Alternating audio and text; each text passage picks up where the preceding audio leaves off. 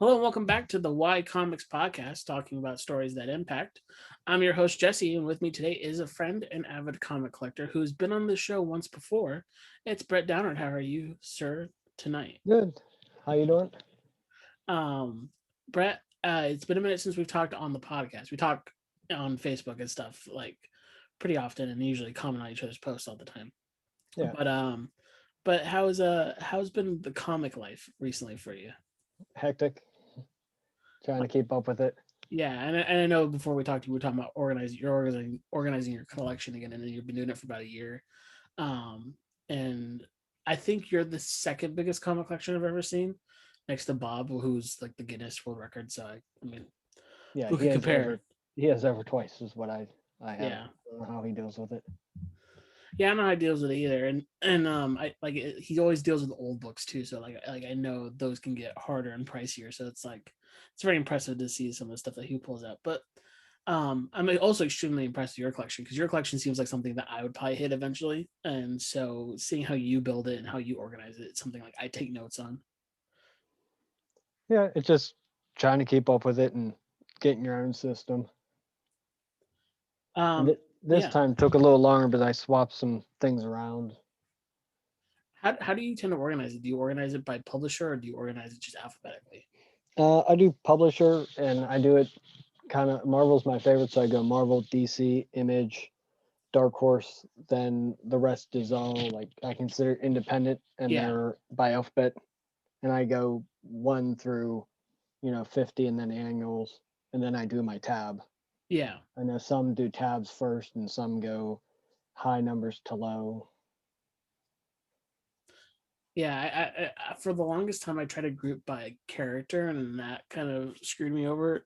So the last time I did a big reorganization, I'm like, you know what? It's just going to go by publisher and then alphabetically by publisher.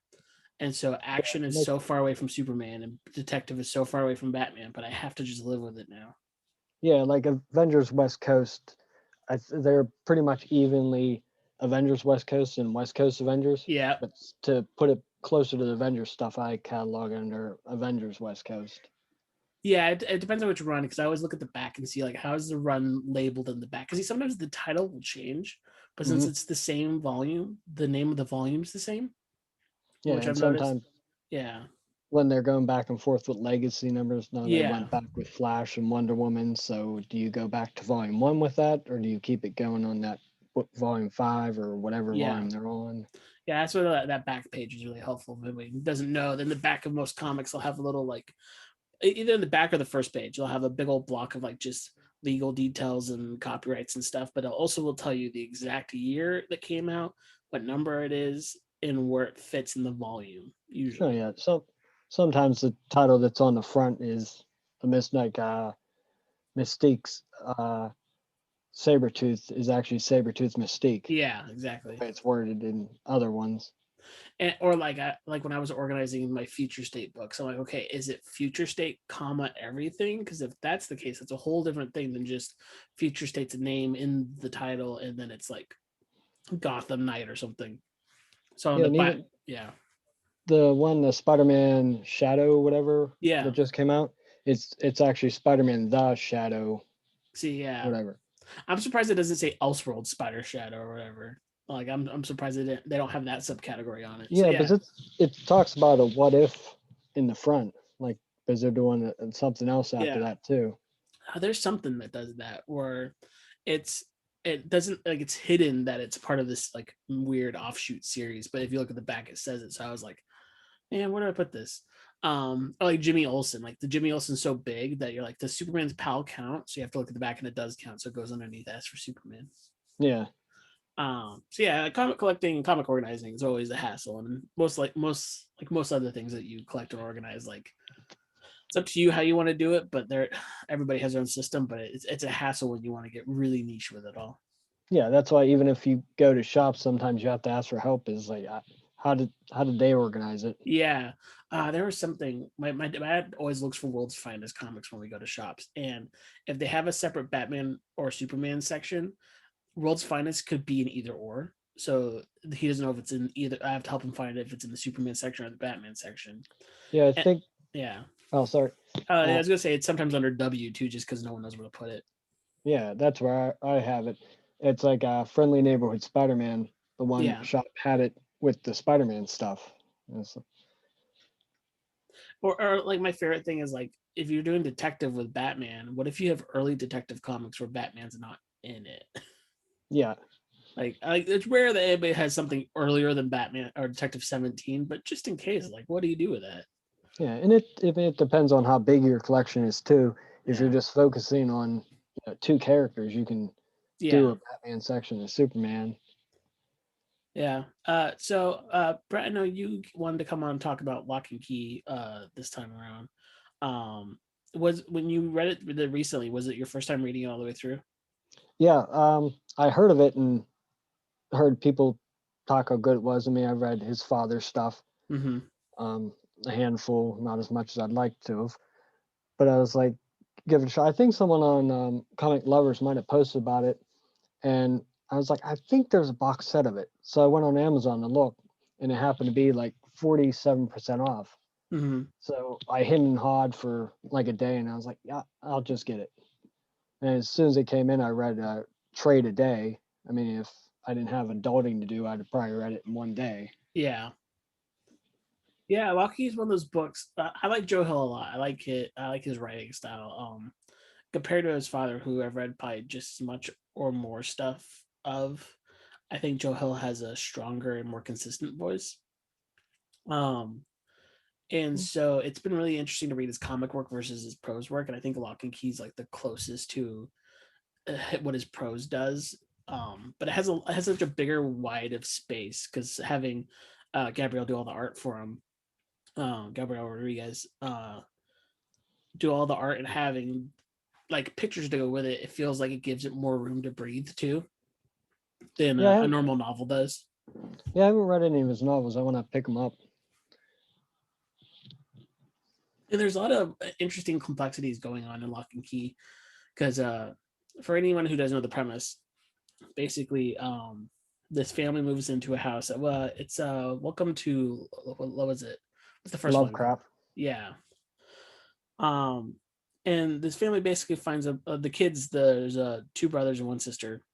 They find a bunch of keys in the house. And some of them they find throughout the story, but they find a good chunk of keys in the house itself that do just random things. Like I think my favorite key is either the ghost key, where if you unlock a door with that key and then walk through the doorway, your spirit leaves your body, and then you can like float around as a ghost. I always like that key, and then I also like the head key. I don't know the exact names of all the keys because it's been a minute since I read it. It might be the mind key, but it looks like a brain, like it has a head and a brain on it. And if you hold it, there's a keyhole that goes in the back of your neck, and then you put it in there, open it, and it opens up your brain. And you can see all your thoughts and all your fears and everything else. But the thing is, when you open your brain like that, those things kind of become reality all of a sudden. So you have to be very careful about what's in your brain. um, so yeah, I really like the concept of the keys and the mystery of the keys. And there's a lot of cool villains and cool like heart in that story that comes out in the later volumes. I'm very curious what because I know there's newer miniseries that explore the history of the house and the keys a bit more. And I know they're doing that Sandman crossover soon. I don't know if it started yet or if it's about to. Yeah, I think Zero came out in Yeah. November, which I missed, and I didn't even know about it until you mentioned it. Because I Yeah. thought you were just talking Sandman. I was like, yeah, I mean, Which it's wild that Sandman is the thing that he was able to get this to cross over with because it makes sense that those two would work well together, but it's also very weird. yeah, but with the long history of the book, the places that he can go, Yeah. that's one. I mean, I was very satisfied with just the 37 issues. Like, I Yeah. don't need any more. But with just the Sandman one, reading that, it seemed to fit so well. Yeah. I was like, once the other stuff comes out, because I think there's two other hardbacks or something that collects some one shots and Yeah. stuff. There's some one shots, and then I think there was two miniseries. There was one called The Dollhouse. I don't know if The Dollhouse was a one shot or a miniseries. And then there was a one that was based in a war, but I don't remember. That one's the most recent one. I remember it coming out. Yeah, I'll eventually check them out. Yeah, for go ahead. you, I So, was gonna ask like what was the drawing of this comic other than people talking about it when you started reading it? What was the thing that kept you going on it? um, I like getting into new things. I mean, reading Spider-Man or Superman after so long, it's a comfort. I don't need to Yeah, flip back through the page to see, okay, what was that character's name? Okay, and with the keys, some of them you just see lying around. They don't say anything until, maybe two trades later. yeah, And I'm going back like, which one was that? yeah. And Wikipedia says there's 34 keys. Mm-hmm. I don't know how many appear in just the 6 trades, the original run. Yeah, I think he keeps on introducing the other ones that didn't show up too, slowly through the miniseries and such. Yeah, and I mean, one of my favorites with the giant key. Yeah, It's just bonkers, but it fits. yeah, I mean, it's a very human story. It reminds me of maybe a toned down Garth Ennis, because most yeah, of his stuff, like, it has heart to it. Hitman is about friendship more than anything else, yeah. and this is about a family, and I mean, it has gore in it and craziness. Yeah, it gets really dark really fast at times where I remember I want to say was it the sheriff that gets murdered at some point or it's someone gets like really brutally murdered in their house. I mean, the father does. Yeah, the father That's does. right. Yeah, that's like the one of the inciting incidents of the whole story is the father gets murdered. Yeah, Um and I love that. I like stories when they throw you in and you have to figure the stuff out. yeah. And also like the art of the book reminds me of I want to say it's Derek Robertson who does The Boys with Garth Ennis. I'm not sure. I only have the first issue and I haven't read it yet. But like the art style reminds me of his art style on The Boys, so like that darkness kind of fits the tone of the art with it. But also the art has a really magical way of turning it into um just like a kid's fantasy in a lot of ways. I remember when they're in like not gonna go through the whole story like beat by beat, but like when they're in the cave and they're dealing with the door and stuff, like I just remember how fantastical that really felt and the art really emphasized it all. Yeah, it can go dark fantasy to, well, with the head key or the Yeah, mind key. I mean, some of the stuff is bonkers that are in their heads. yeah, and like and it's nightmarish at times. I want to say one of them maybe had a clown in there that was really terrifying. And it's interesting because the other Joe Hill comics I've read, I didn't read The Cape, which is one of his shorter stories, I believe, in comics. But I read his prequel to one of his books that he did in a comic, which it might have been done by the same artist. I'm not sure. Um, it was very dark. There was like no kind of like fun hope in it at all. It was just dark after dark after dark kind of thing. A lot Mhm. of death, a lot of murder, and there was no hope because it was leading into the novel anyways, and the novel's kind of where the hope lied. But it Mm. was weird reading a mini series and be like, is there any bright spot into this? But Yeah, Lock and Key does a really good job of like breaking up that darkness with like bright spots over and over again. yeah. I mean, it goes. They're moving into a new place and everything, and wanting to fit in, Yeah. but it. I mean, they eventually do fit in a way, and they have hope, and there's funny moments. For you, what is your favorite part of the entire story? Like, is there an aspect of it or a certain like character or moment that stands out the most to you? The biggest moment was the keys to the kingdom, Mm-hmm. because the homage to Bill Watterson, Yeah. and then that plays off later when the bird sacrifices uh, his life. They use the ghost key, Mm-hmm. and Bird's comes back. I mean, that's the part that broke me. I mean, then that's at the very end. Because I mean, with Spider-Man, if they say he dies, he's going to come back. Yeah. These characters are, for the most part, just going to be in this. Yeah. And very likely that they're dead. They're dead. Like it's very rare that in independent books characters come back. Yeah, Another favorite part was them trying to fix the dad Mm-hmm. with the fixing key or Mm-hmm. whatever, the mending key, and it not working, but then it works for the son to Yeah. heal him. I think about the villain too. The main one of the main villains is I don't remember any of the characters' names because I haven't read it in a while. But Yeah, Dodge. yeah, the person that they trapped originally, the dad and his friends. Um, Like, I think about that character and how complex the villain is, as they're they're ultimately searching for power, but when they use the key that changes their sex, and they use it, I believe, multiple times, it yeah, really makes me think about kind of that theme of acceptance, and that character striving for that power makes me wonder if they're actually striving to just be accepted for being kind of different in a lot of ways, and then being kind of turned away from it all, or being like seeing that escape being taken away from them. yeah. I mean, they deal with race change too. Yeah. He deals with alcoholism Mm-hmm. and the effects it has on the family, especially the daughter, how she's Which treated. yeah, which makes a lot of sense, dealing with his dad and his dad fighting Yep. alcoholism, while honestly And his drugs. sister who's older, yeah, his sister who's older than probably had to deal with it harder, but he's the middle child, so he probably had to watch her deal with it. Yeah, I mean, I mean, the adventures with the friends from the past with the Yeah. father and his group of friends to the present with um, the friends they make. Yeah. I mean, we all, I assumed, had silly adventures and you hoped fantastic things would happen. Mm-hmm. Who wouldn't want to find keys like that, especially at a young age?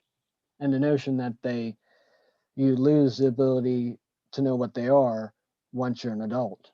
Yeah. It really is a mix of like his dad's greatest hits in some way, of like concepts, but also like the stuff that he probably grew up on too, because like I know Stephen King talked about how when he was originally recording audiobooks and stuff, he would also teach the kids how to read by making them record the audio, well, not making them, but asking them to record audiobooks for him, just like demos and stuff, so the kids would read his books to a recorder, and they would and he would record it that way, to either use them as like demos for the audio company or something like that. And it makes me think that, so Joe was reading his dad's work growing up, but then also I feel like he's also growing up at a time where his dad's work's being adapted all the time. He's probably seeing those movies, and so the imagery of those films and stuff really feels like it permeates the story, because you get like very much Stand by Me and the original It miniseries vibes from the comic, and how it's drawn and how the characters are kind of laid out. Yeah, I can see that. And even with The Shining with the alcoholism, Yeah, I mean that's a small part of this. and the characters are so fleshed out for being even side characters at times. It's kind of surprising the cast that he's able to pull off in a pretty short run compared to other big ongoings or big horror independent titles. Yeah, I didn't feel it to be too short. Like I said, I was very satisfied with the complete story with just the six trades. Yeah. I mean, yeah, I have the characters pulled up, and 21 characters just listed here, and I'm Yeah, trying to remember that's a them all. pretty tight cast, having that amount of characters. For you, I know we talked about a lot of the themes and messaging in the book, but is there a message really that connected with you? Because I know, I believe last time we were talking about the loss of your brother on the show, and I feel like with this dealing so much with family, that it might have struck that chord again. Yeah, I mean, the main character loses his dad at a young age with a horrific thing. Yeah. When I was 17, 18, I lost my grandmother. So related to that, and with the bird sacrificing his life for his brother to come back, obviously that hit too. I Yeah. mean, who doesn't want someone that passed in their life to come back? I mean, and all the characters deal with the father's death in different ways. Yeah. So I think Yeah. the of hope is the biggest thing. I know that we talked about too. There's mini series that neither of us have read yet. But the idea of the world of the keys and everything, I'm really fascinated if he would come back to this. Like, honestly, I'm not sure. I think it might be close to 10 years already when this book came out. I Um, think 2013 it ended. okay, so it's getting close to the 10-year anniversary of the Yeah. ending. But like in some kind of like interesting anniversary for the book. I'm wondering if he would do like what does this look like 10 years down the road, 15 years down the road with these characters now aged up and maybe having their own families. Like, what do the keys do? What do they belong to now? Like, what kind of shenanigans are they getting up to? Because uh the keys feel like these entities that just kind of exist in the world, and they get to the people that they need to get to. Yeah, they explain a few of them, but Yeah. a lot of them are left to mystery of why they made them or who Yeah. made them. It would be interesting if he came back with the current kids having kids of their own. Yeah. And dealing with and not doing the thing where it's like, oh, now you have to deal with the same villain we dealt with, like these books tend to do when they do that. But like a new type of, maybe not even a villain, just like the exploration of the history. Like there's a way that these keys can open up their histories to the kids, and that would be a really fascinating thing. Yeah, I mean they just do a story with the kids having fun with the keys. Yeah. It doesn't.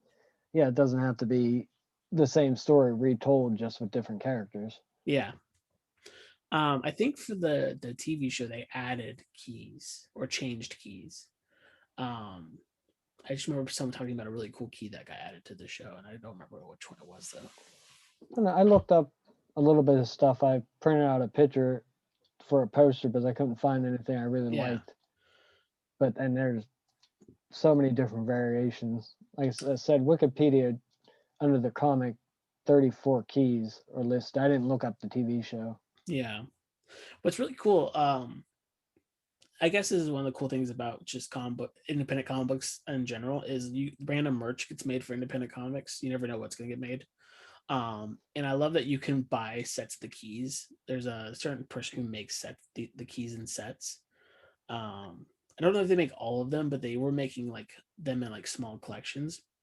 And it's so cool to see those keys like realized in real life, because I mean they're not like super crazy designs, but some of them are pretty intricate. Um, so seeing someone handcraft those in real life is pretty fascinating. Yeah, I think they have some they officially released. I Yeah, don't, some of them are a little pricey. yeah. I mean, I think they're like authentic, like steel, like made keys and stuff. I think Joe showed that someone made the Dream Key for the new Sandman crossover, but I don't know if that's official or not. Um, so yeah, what other stuff about Lock and Key Um, did you want to talk about? I wondered. I watched a quick video, like a 5 minute interview with him, but it was mainly just random Yeah, talking about other stuff, not really the specifics of the book. But I wondered how much he planned out, because this deals with stuff from what the 1700s mm-hmm. back in the 80s and in the present, and it feels like it was very planned out. But I don't know if he just had like ideas and he just had like a few beats and he just linked it together so well. Yeah, it was really fascinating because I believe with novel writing, he uh, is in the same camp as his dad, where he doesn't plan anything. He just starts with the idea and writes it.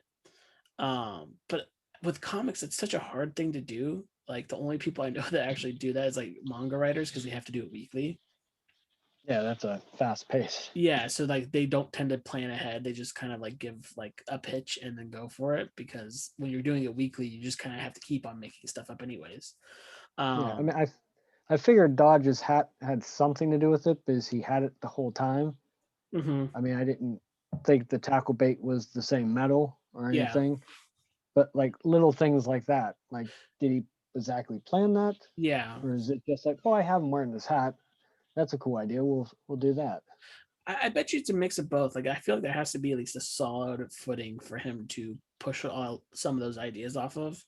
But to have like the full wraparound, I bet you came later throughout the planning. I just don't see him being someone who has the full thing mapped out from start to finish. I could be mistaken 100%. Um, but like I think of someone like Hickman, who like you know that man has meticulously drawn out like schematics of just not even the scripts, but just the things inside the scripts because of how Yeah. detailed and complex those things get. Yeah, no, he world builds and plant. That's craziness. Uh, uh, Not to move completely off of Locke and Key, but reading Decorum. I don't know if you've read any of that yet. Mm. Um, but like the first 6 issues, you're like, what's the point of this book? It's so weird. And then like the seventh issue, like everything pays off. It's like everything that was set up just pays off in that seventh issue, or whatever the last issue was. And I was like, oh, so this is like that's how you're doing this. You're playing a really long con and hoping people stay with you. Yeah, and that's hard It's very nowadays hard. because Yeah. people got books. It's like I think you might have been talking about slow burns in movies Yeah. at one point, and yeah, if you don't get people's attention, they want the flashy stuff. And I think I read another artist tweet out today something about like reading a first issue and seeing like, oh, this is someone playing the graphic novel game kind of because they don't get the full pitch in the first issue. And I have problems with that statement just because I think we're kind of built in a binge mentality Yeah, or a marathon mentality now. So comics don't have the time to build up. Um, because I think there's plenty of comics where the whole idea isn't fulfilled in that first issue, big two, independent, anything in between. I'm thinking of like the most recent detective run, the one that's happening right now. That first issue of that detective run really doesn't set up a lot. It sets up a little bit, but not a ton. And the second issue pays more of that off, but doesn't. But you know, there's a lot more to come. And I think those slow burns work. It just depends if you're willing to wait it out with them. yeah. I think the early 2000, like especially Brian Michael Bendis. I don't know if Yeah, they made him like, okay, it could have been a 4-part story, but we're gonna make it a 6 because we want to put it in a trade. yeah, It reads fine when you read all 6 of them, but waiting month to month, sometimes I know back then it was yeah. like, I think if your middle issues of your story arc are feeling like that, that's when you might be like extending it too long. yeah, But if your beginning issues are slow, I think that's perfectly fine because you're setting a groundwork and you're building up that momentum. yeah. As long as you're giving me something, a character, or even if it's you're just trying to do action, just make Yeah, it good, yeah, compelling. um, Like I said, I like a good story where I'm just dived in and I don't know what's going on.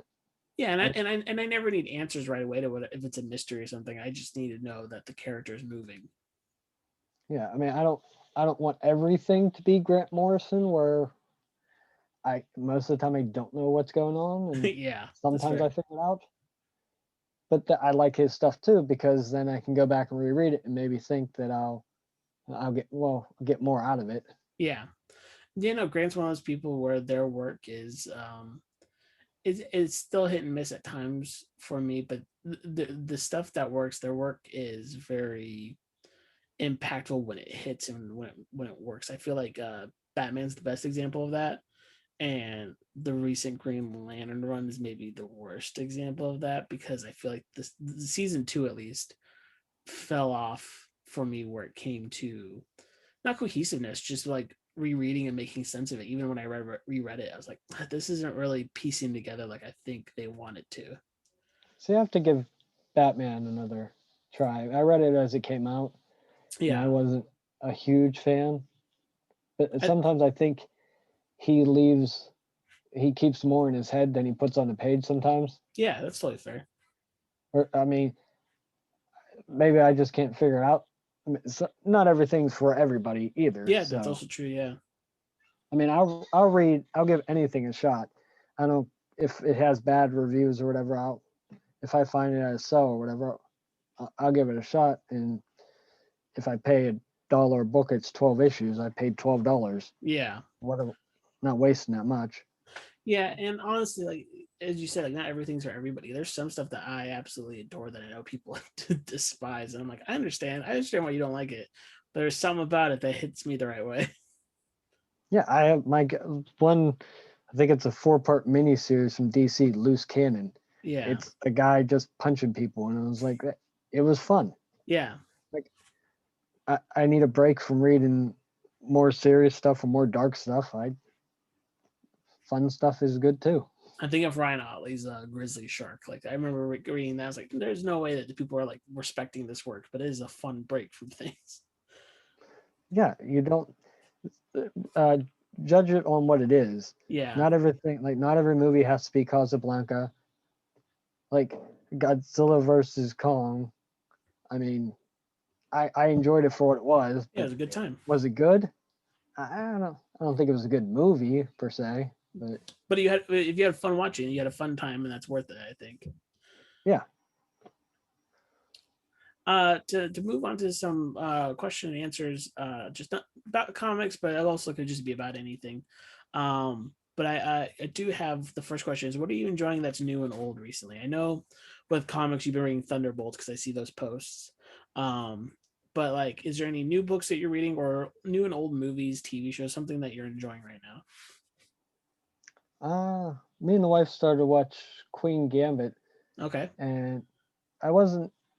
We saw the trailer, and I wasn't interested until Mark Bernard and Kevin Smith talked about it, and it sounded interesting. And I'm horrible at chess. Yeah. Can't win a game in my life, but the character is compelling, and they make it interesting. I think we're 4 episodes in, so that's one thing. We're so behind on like some of the CW superhero shows because there's too much going on. And Yeah, I'm honestly waiting till all those shows are done, and, and then I'll go back and catch up because I'm like, I just need an end. I need to know when they end. yeah, they're long. Reading now. New Mutants is one of my favorites. I like what they're doing with that. I liked when Hickman was writing it, Yeah, but it was bouncing back and forth between him and it was Ed Bridson was writing yeah, the other one. Yeah, I liked him. Way of the X was interesting. I'm looking to see where it goes.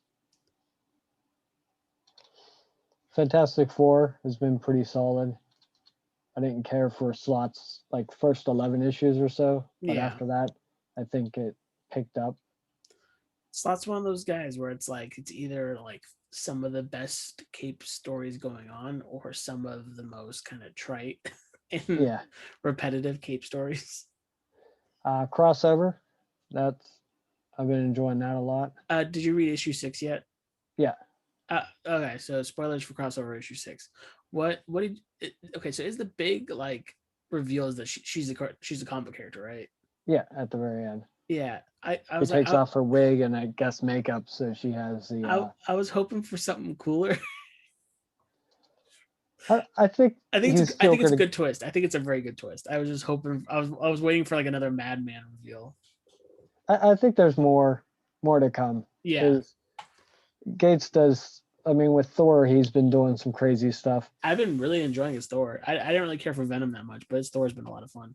Yeah, I haven't got any Venom in years, and with all the crossover stuff, I just stayed away from it. Yeah, I read the first trade on Marvel Unlimited, and like I was like, this is okay. I see why people like it, but it's just not the thing I'm looking for. Flash, I've still liking even after Josh left. I'm not feeling it fully on this new run, but I want to see what comes after more than anything. I'm kind of tired of the I got to rediscover my powers storyline because I think even Josh did it like twice in his run. I just kind of want to see them just fight bad guys for a bit. That's the only. I mean, I get Rorschach.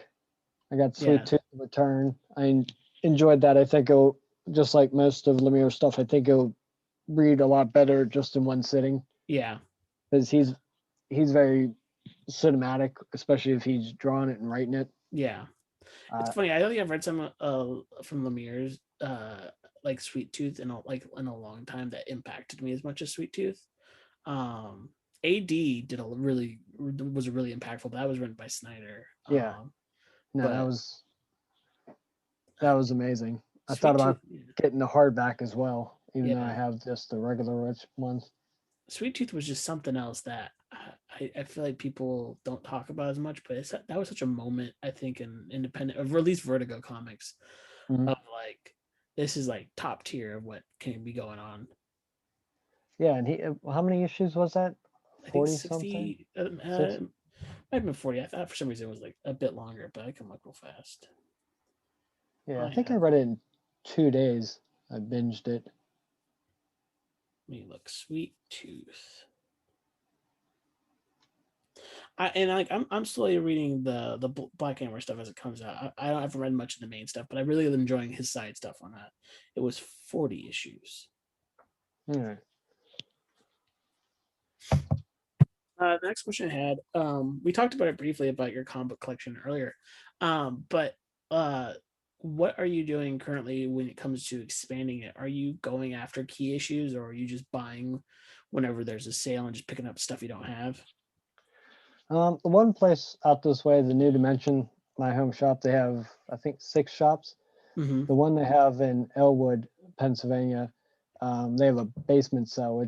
I don't know their square footage, but they have a million comics, and they $1 each when they open it up, or you can fill a long box. So you can end up paying like 55 cents a book if you jam them in there enough. That's pretty So good.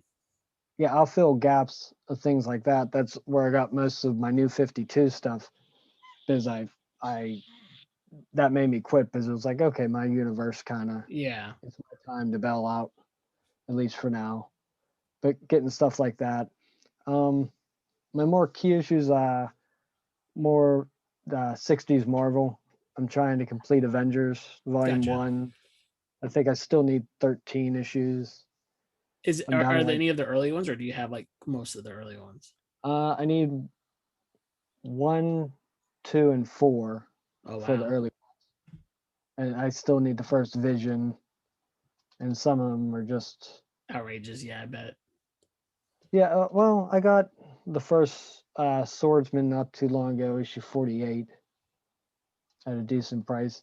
I mean, I usually try to find reader copies. I Yeah. mean, I don't want them horribly disfigured, but I don't need a perfect issue to read. Yeah, you're not looking for someone that slabbed a book and it's like, here, I'm selling the slab version now. No, no. So Um, most of that, yeah. I just got a big batch of Thor, because I sold my brother's collection to a shop and for credit. So I got a bunch of that. Well, then the last question I have for you is, since you're the second person I know that has like one of the largest collections, um, what is your advice for collectors of how to keep your collections secure and stored? Any tips of like how to, like for you, how do you organize? Do you do you tape your comics down, or do you just fold them in? I tape 2 pieces on the side.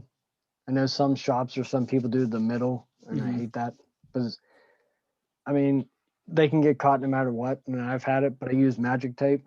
Gotcha. So if it does get caught, it usually comes off clean. Um, keep up with it. Yeah. You want to keep them a dry spot. Use shelving or the comic drawers. They can be a little pricey, but even Amazon or Lowe's has shelves that'll hold 25 long boxes for like $80, so it's not too bad. Yeah. Uh, Catalog. I mean, there's websites, and there's Comic Collector, whatever. I have the app too. Look, it's called CLZ Uh, Comics. yeah, collect, because they do records and Yeah. movies, so you can link it all together. But keep up with it. I have spreadsheets too, just because I'm anal like that. Uh, I keep track of price when I put it in, but I don't go back in and change it, because I don't really care. Yeah, I feel that. every once in a while I go to the comic shop. I was like, oh, that's a book I know I own. How much is it going for? Okay, so that's how much mine would probably go for. Yeah, I mean it's cool having first appearances or stuff that's worth money, but at this point, if it's like I'll probably never have all the Fantastic Fours. Yeah. I'm missing, I don't know, 70 of them, but the first 20, I think I have issue 17. I probably will just get the trades for them. I don't need to. I can get other issues. Yeah, that's how I feel about Batman because I was like, I kind of want to collect all of Batman. I'm like, well, I would never be able to get those first few issues. Yeah, but even if you had Action Comics #1, what would you do? I'd hold Yeah. it for a little bit, and then I would just sell it because that's worth, so much money. Yeah, I would read it. I would want to read the original, and then I would buy a reprint, and then I would sell it. Yeah, I know. Yeah. Yeah, I feel the same way about a lot of those. There's only two of the comics that I'm like, I think I'll hold on to these for as long as I can. I have a first printing that I found randomly in an antique shop. A first printing in pretty good condition of The Killing Joke. I think I have a 15th printing or Yeah. whatever it is. And then I also have a first printing of Snyder's Batman and New 52, and that was just by accident. That I went to the shop the week the New 52 came out, so I just picked up a bunch of #1s. Yeah, I have Uncanny X-Men or X-Men Volume 1 complete. I'll never get rid of those. I have issue 3 I got when I was in high school, the earlier days of eBay. Yeah. Back in the late 90s. I got a hall pass or a bathroom pass so I could go down to the computer room to make sure I got that copy. I think I paid $60 back then. That's really good.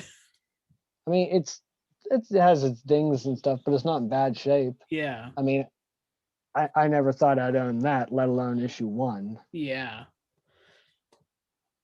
Yeah. Those older issues, it's just like if you can get them, it's so wild because it's like holding a really cool piece of history.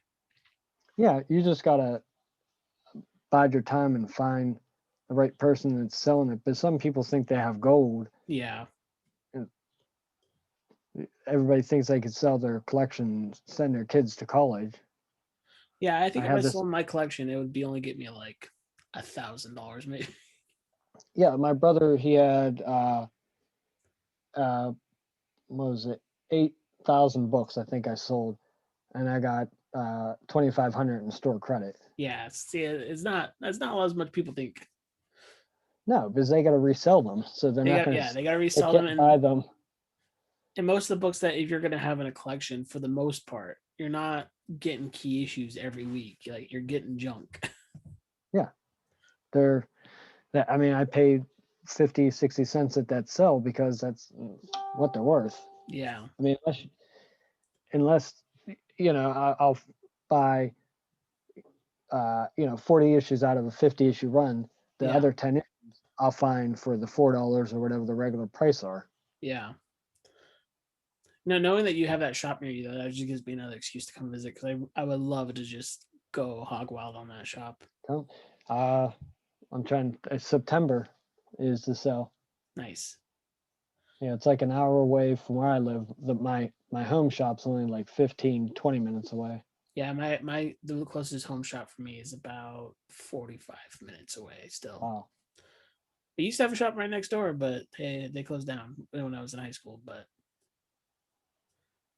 yeah, we used to, growing up, we had one we'd walk or ride our bikes to. Yeah. The shop I pretty much grew up in. I still, even though like I know it would be stressful, I still one day would love to just run a shop for like the fun of it. I owned a shop for a year. I did my normal day job and then I'd open that up in the evening, and it was rough. Yeah, I mean, there was a teacher that had a shop, but it was mostly a card shop, but he didn't sell comics, but it would only open after like 3:00 because after he had to finish teaching. So there's no point in me going there because I was busy working myself. Yeah. And I had no life then. I think I was 19, so I was working there. If I'd go out to a movie or whatever, I'd fall asleep. So yeah. It was an interesting experience. Well, Brett, thank you for coming on and talking about Lock and Key and your love of it, and just talking of collections and comics. And I always enjoy just chit chatting with comics. I don't get to do it all the time on this show like this.